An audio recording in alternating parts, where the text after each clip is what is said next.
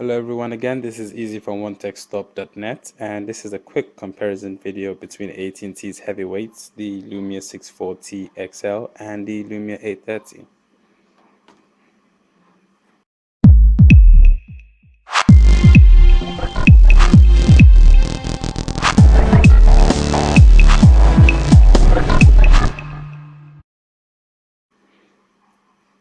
So I was asked the other day about the differences, why there's a huge price disparity between the newly announced 640 XL, which is a phablet, and the last year's model, the Lumia 830, both from AT&T. The Lumia 830 cost around $400 off contract, and the huge 640 XL, which has basically the same specifications, tech specs with the 830, cost $200 less, $150 less at $249 off contract. So I'm just going to do a quick comparison just so you can have an understanding of why there might be a reason why these two phones are not priced the same, even though they have the same specs. And we'll take a look right now.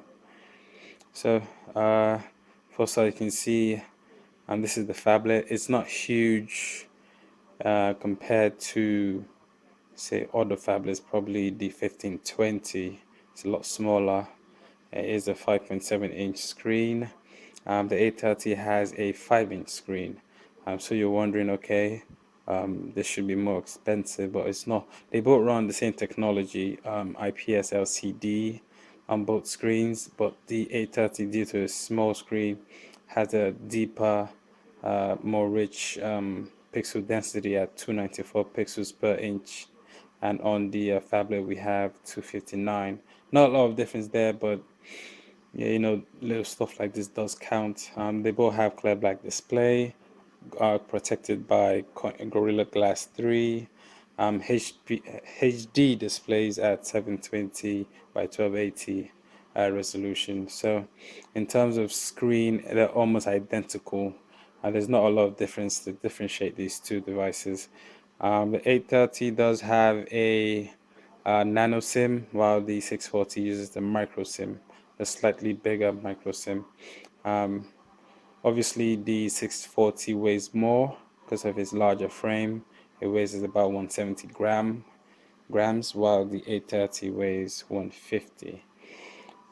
In powerhouse, they both run Snapdragon 400. The identical graphics also at Adreno 305. Both have SD cards. Can take up to 128 gig of micro SD cards.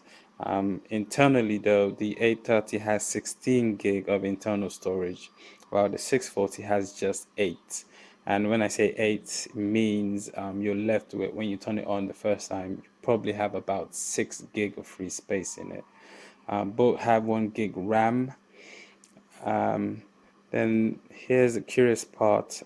The 640, I think what it has going for it is the camera, because it has a 13 megapixel camera here, Carl Zeiss optics, autofocus with LED flash, while the 830 here has a 10 megapixel Carl Zeiss optics, but it does have optical image stabilization, and in addition to the autofocus and the LED flash. So that's probably the trade-off between these two devices. While you have a 13 megapixel here without OIS, you have a 10 megapixel, same Carl Zeiss technology, but the 830 has optical image stabilization. What that does is, when you take pictures and you drank a lot of coffee and your hands shaky, the optical image stabilization stabilizes your picture, video to make it look more, more better.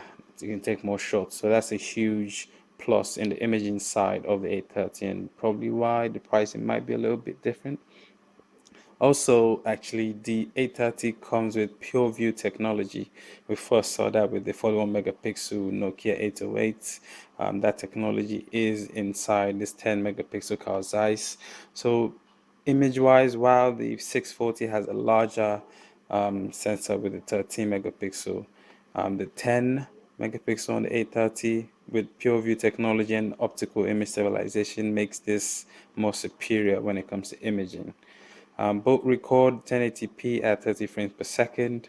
Uh, the 640 has a 5 megapixel front-facing camera that can also record 1080p, while the 830 has a front-facing camera at 0.9 megapixel, just say 1 megapixel front-facing camera, which records 720p. So you can see how there's a lot of stuff you really want to look at when you decide to get either one of these devices.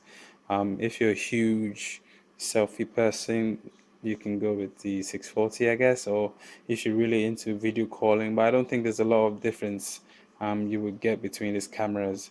At the end of the day, megapixels is what is, just megapixels. But apart from that, then the 830 has superior Wi-Fi in it. It has dual band um, Wi-Fi 802.11, ABG, and N. And while the 640 just has BG and N 802.11. Both phones have Bluetooth version LE. The LE version is on the 830, more advanced LE, but the 640 has Bluetooth version 4. Both phones have GLONASS, so offline mapping is possible. Micro USB ports.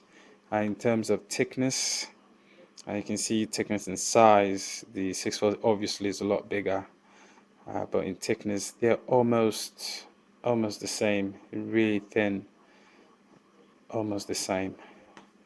A trade-off for me is I have no idea why the micro USB port is at the top of the 830. Traditionally should be at the bottom, but for whatever reason it's at the top right there. The 830 has wireless charging. The 640 does not. The 640 XL does not have wireless charging. The 830 has NFC. The 640 does not have NFC. Then when you look at overall build quality, the 830 is more superior. You can see it has this, the whole frame is all metal, while the 640 has this really cheap plasticky feel to it. So it's all coming together when you look at the specs of these two devices. You can see where one trades off, the other really takes off on. So at the end of the day, you can kind of put together, calculate, see why this 830 is more expensive. So it's really left to you. If your deal breaker is screen size, you can always go with the 640. Eventually, they both run the same engine. It's just a different. This is a sports car. This is a truck. So I'm not really going to go into software comparison because right now I am running a beta Windows 10 mobile on my 830, while this on the 640 runs the official Windows Phone 8.1 Lumia Denim on it. So the Windows 10 is a little buggy, so there's really no comparison I can do software wise. But looking at both devices, I would say the 830 is more aesthetically pleasing. Um, I am not a fan of phablet phones, so my views might be biased, and I do prefer the 830 with its 5-inch HD screen. Not a fan of really huge phones, but if you are, you love the specs or you love the engines running on the 830, but you want a bigger screen, you can go for the 640, or you can wait a few months and Microsoft's going to come out with our flagship phones, which obviously will cost way more than 400 for the 830. So that is a quick look at the AT&T's two mid-range Lumia devices, the Lumia 640 XL and the Lumia 830. Thanks for watching. Oh, one last thing, don't hang up yet. The battery on this is a 2200 milliamp on the Lumia 830, while there's a 3000 milliamp battery. Obviously, they need something bigger with a big screen like this on the 640 XL. So, there again is another nice view to it. The 830 comes with two back covers. This is actually removable. Both phones have removable back covers, and you actually get a green and a black from AT&T on this. So while the 640 just comes in this cheap plastic cover here. So once you hold these two devices, once I grip this, I can already tell this has much better quality than this plasticky feel, and obviously you know why. Even the smaller version of the 640 XL uh, also has the same build to it. It's just smaller. It has the same plasticky matte finish on it too. So while the 830 has a really nice premium feel. It is plastic, the back cover, but has a really nice feel to it. So yeah, those are the two devices you can get right now. I would recommend if you're tired of your 920, or I mean, none of these would replace your 1020. Obviously, you probably have to wait a few more months before the end of the year. But if you had an 820 or 920, depending on what your preferences are, you can decide to choose either between these two.